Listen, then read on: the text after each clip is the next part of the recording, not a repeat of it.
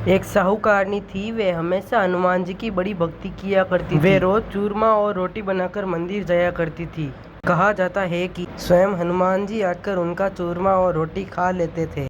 एक दिन साहूकारनी ने कहा, मैंने तुम्हें अपनी जवानी में दिया है, अब तुम मुझे बुढ़ापे में देना। कहकर वह घर वापस एक दिन उनकी बहू ने पूछा, सासू जी आप रोज चूरमा और रोटी लेकर कहाँ जाती हो? साहूकारनी ने कहा, बहू मैं बालाजी के मंदिर में चढ़ाने जाती हूँ। बहू बोली, अब मंदिर में मत आया करो। सास ने कुछ नहीं कहा। उन्होंने न कुछ खाया न पिया और जाकर सो गई।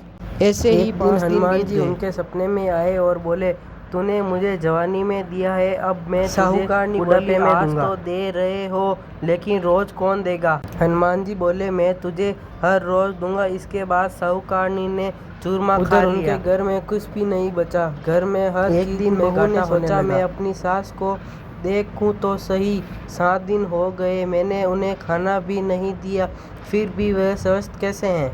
बहू अपनी सास के पास जाकर बोली, माँ जी मैंने तो आपको खाने को भी नहीं दिया, फिर भी आप क्या खाती हो? मुझे तो हनुमान जी मीठा मीठा चूरमा और रोटी देकर जाते हैं, मैं वही खाती हूँ। यह सुनकर बहू अपनी सास के चरणों में गिर गई और बोली, माँ जी हम तो आपके भाग्य का खाते हैं, हमारे घर में तो कुछ भी नहीं बचा, अब आप ही अपना। के बाद साहूकारनी फिर से रोज चूरमा और रोटी लेकर हनुमान जी के मंदिर जाने लगी और उनके घर में फिर से खूब धन धान्य है। हनुमान जी जैसे आपने उस सास पर कृपा की, वैसे ही सब पर कृपा करना। कहानी अधूरी हो तो पूरी करना, पूरी हो तो अगर आपको यह कहानी पसंद आई हो तो कमेंट में जय हनुमान जी जरूर लिखें और इस कहानी को लाइक सब्सक्राइब करें और ज़्यादा से ज़्यादा शेयर करें।